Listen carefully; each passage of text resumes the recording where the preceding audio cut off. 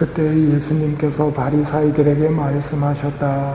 어떤 부자가 있었는데 그는 자주색 옷과 고운 아마포 옷을 입고 날마다 즐겁고 호화롭게 살았다. 그의 집 대문 앞에는 라자로라는 가난한 이가 종기투성이 몸으로 누워 있었다. 그는 부자의 식탁에서 떨어지는 것으로 배를 채우기를 간절히 바랐다. 그러나 개들까지 와서 그의 종기를 핥곤 하였다. 그러다 그 가난한 이가 죽자 천사들이 그를 아브라함 곁으로 데려갔다. 부자도 죽어 묻혔다. 부자가 저승에서 고통을 받으며 눈을 드니 멀리 아브라함과 그의 곁에 있는 라자로가 보였다. 그래서 그가 소리를 질러 말하였다. 아브라함 할아버지, 저에게 자비를 베풀어 주십시오. 라자로를 보내시어 그 손가락 끝에 물을 찍어 제 혀를 식히게 해 주십시오. 제가 이 불길 속에서 고초를 겪고 있습니다. 그러자 아브라함이 말하였다. 얘야, 너는 살아있는 동안에 좋은 것들을 받았고 라자로는 나쁜 것들을 받았음을 기억하여라.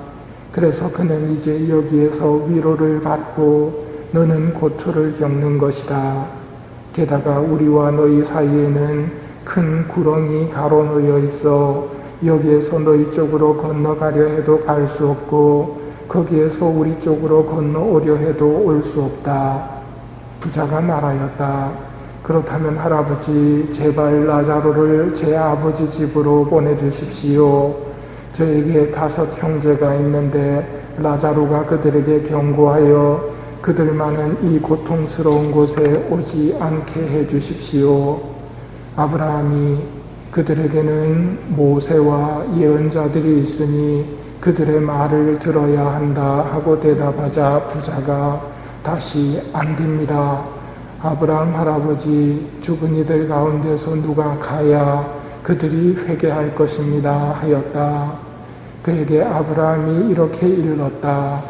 그들이 모세와 예언자들의 말을 듣지 않으면 죽은 이들 가운데에서 누가 다시 살아나도 믿지 않을 것이다. 먼저 첫째 독서의 말씀 한 구절을 좀 새겼으면 합니다. 사람에게 의지하는 자와 쓰러질 몸을 제 힘인 양 여기는 자는 저주를 받으리라. 그의 마음이 주님에게서 떠나 있다. 7절에는 반대되는 사람이 나옵니다. 그러나 주님을 신뢰하고 그의 신뢰를 주님께 두는 이는 복되다. 누가 저주를 받고 누가 복된지 잘 눈여겨보아야 됩니다. 주님에게서 떠나 있는 사람은 저주를 받을 것이고 주님께 신뢰를 두는 사람은 복을 받을 것입니다. 주님께 신뢰를 두지 않는 사람은 어디에 신뢰를 둘까요? 자기 몸이라든지 사람에게 의지하게 되어 있습니다. 즉 하느님 아닌 다른 것에 의지하는 사람은 저주를 받을 거라고 말씀을 하시는 겁니다. 오늘 복음은 바리사이에게 들려주시는 부자와 라자로 비유입니다. 이 비유의 흐름을 보면 예수님께서 너희는 하느님과 재물을 함께 섬길 수 없다 하는 가르침을 주십니다.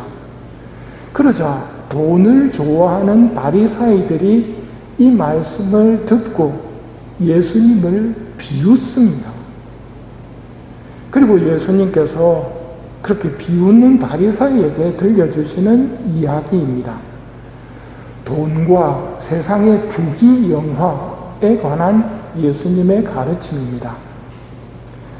어제 우리가 들은 복음은 이 세상에서 굴림하고 세도를 부리려다가는 영원한 세상에서 꼴찌가 되고 여기에서 섬기는 사람이 영원한 세상에서 첫째가 된다는 말씀을 들었습니다. 오늘 복음도 같은 맥락입니다. 오늘은 특히 아브라함 할아버지의 말씀을 잘 새겨 놓읍시다. 얘야, 너는 살아있는 동안에 좋은 것들을 받았고 라자로는 나쁜 것들을 받았음을 기억하여라. 그래서 그는 이제 여기에서 위로를 받고 너는 고초를 겪는 것이다. 어제들은 첫째와 꼴찌, 비유와 같은 맥락입니다. 표현만 바뀌었습니다. 오늘 비유에서 부자가 저승에서 고통을 받습니다. 손가락 끝에 물을 집어 혀를 식혀달라고 할 정도로 고초를 겪고 있습니다. 그가 생전에 범한 죄가 무엇이었습니까? 드러나게 표현되어 있지는 않습니다만 은연중에 드러납니다. 자주색 옷과 아마포 옷을 입고 날마다 즐겁고 호화롭게 살았다. 바로 이것 때문에 너는 거기서 고초를 겪는 것이다 하고 아브라함 할아버지가 설명을 하지요. 이게 뭔 죄가 됩니까? 내 돈 주고 내가 샀는데 뭐가 잘못입니까? 이렇게 이야기를 하면 어떻게 여러분은 대답하시겠습니까? 이런 반문은 나한테 잘못한 사람을 내가 왜 용서해줘야 됩니까? 하고 따지는 거하고 같습니다. 내가 왜 원수를 사랑해야 됩니까? 그 사람이 분명히 나한테 잘못했는데 두 사람의 관계만 놓고 이렇게 따지는 것이 옳아 보입니다. 내 것 갖고 내 마음대로 못합니까? 하고 현세에서 큰 소리 칠 수 있지만 영원한 세상이 시작될 때 하느님 앞에서는 이렇게 말하지 못합니다. 하느님 앞에서는 하느님과의 관계도 놓고 생각해야 하기 때문입니다. 왜 원수를 사랑하고 원수를 용서해야 되고 박해하는 사람들을 위해서 기도해야 됩니까? 예수님께서 1만 달란트를 탕감받은 비유를 들려주셨습니다. 그게 우리 이야기입니다. 내가 하느님 앞에서 1만 달란트를 탕감받고 용서받았는데 100데나리온 빚진 형제에게는 자비를 베풀 수 없다. 이 사람이 분명히 내 돈 100데나리온을 빌려갖고 안 갚았다. 두 사람만의 관계만 놓고 이야기하면 맞습니다만 1만 달란트를 탕감해 주신 하느님 앞에서는 그렇게 말할 수 없다는 말입니다. 왜냐하면 그렇게 1만 달란트를 탕감해 주신 분이 내가 너에게 자비를 베푼 것처럼 너도 내 형제에게 자비를 베풀었어야 하지 않느냐 하고 말씀하시고 분명히 말해둔다. 네가 마지막 한 푼까지 다 갚기 전에는 결코 거기에서 풀려 나오지 못할 것이라는 말씀을 하십니다. 똑같은 원리가 오늘 부자에게도 적용됩니다. 내 돈 내고 내가 샀는데 왜 안 됩니까? 뭐가 잘못입니까? 뭐가 잘못이냐면 그 돈이 내 돈이 아니고 하느님이 주신 돈이고 내 목숨이 아니고 하느님이 주신 목숨이고 하느님이 주신 지식이고 하느님이 주신 행운들인데 모두 자기 거라고 생각하고 자기를 위해서만 재화를 사용하는 것은 참 주인이신 하느님 뜻에서 벗어난 것이기에 그의 잘못은 큰 것입니다. 죽는 순간 우리는 이런 것들을 발견하게 됩니다. 그래서 부자도 자신이 억울하다는 말은 안 합니다.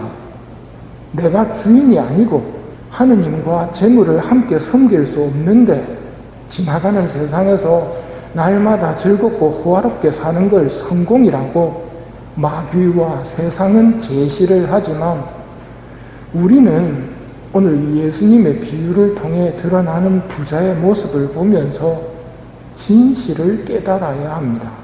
이게 예수님이 비유를 들려주신 가장 중요한 목적입니다. 우리 중에 어떤 사람은 좋은 것을 받아서 공부머리가 있고 돈 버는 머리가 있고 외모나 신장이 뛰어난 사람이 있습니다. 그러나 스스로 선택한 것은 아닙니다. 그런데 내 거야, 내 마음대로 할 수 있어, 누가 나한테 뭐라 그럴 거야 하고 살 수야 있겠지만 반드시 죽음은 옵니다. 가난한 이도 죽고 부자도 죽습니다. 죽음 다음에는 그것을 주신 분 앞에서 어떻게 사용했는가, 주신 분의 뜻대로 사용했는지 않았는지 심판이 있습니다. 얘야, 너는 살아있는 동안에 좋은 것들을 받았고 라자로는 나쁜 것들을 받았음을 기억하여라. 그래서 그는 이제 여기에서 위로를 받고 너는 고초를 겪는 것이다. 오늘 이 말씀을 새기고 산다면 우리의 심판 때 망하지는 않을 것입니다. 마귀와 세상이 제시하는 거짓말에 속아 넘어가서는 안 됩니다. 안 속으려면 어떻게 하면 될까요? 부자의 잘못을 멀리하면 됩니다. 세상의 여러 가지 불행 속에서 나만 아니면 된다는 생각은 우리를 멸망시키려는 마귀의 거짓말입니다. 나에게 주신 삶을 가지고 섬기는 사람이 되어야 하고 섬기는 사람으로 오신 예수님의 말씀을 기억하고 살아야 합니다. 매 미사 때마다 듣는 말씀, 너희를 위하여 내어줄 내 몸이다. 예수님은 당신을 위해서 오시지 않았고 당신을 살리려고 하시지 않았습니다. 너희를 위하여 내어줄 내 몸이다 하고 당신의 몸을 주시면서 그 몸을 먹고 힘을 내서 우리도 그렇게 살기를 바라시는 것입니다. 우리는 그 길을 따라야 합니다. 예수님의 뒤를 따르려는 게 우리 신앙인이죠. 오늘 독서에 두 부류가 나왔습니다. 사람에게 의지하는 자와 쓰러질 몸을 제 힘인 양 여기는 자는 저주를 받으리라. 하느님을 잊고 사는 부자가 여기에 해당이 되겠죠. 라자로는 주님을 신뢰하고 그의 신뢰를 주님께 두는 복된 사람이었기에 아브라함 품에 안겨서 영원한 행복에 들어가는 것입니다. 오늘 이 이야기를 들려주신 예수님께서 나에게 바라시는 것이 무엇인지 잘 생각해보고 주님께 우리의 신뢰를 두도록 합시다.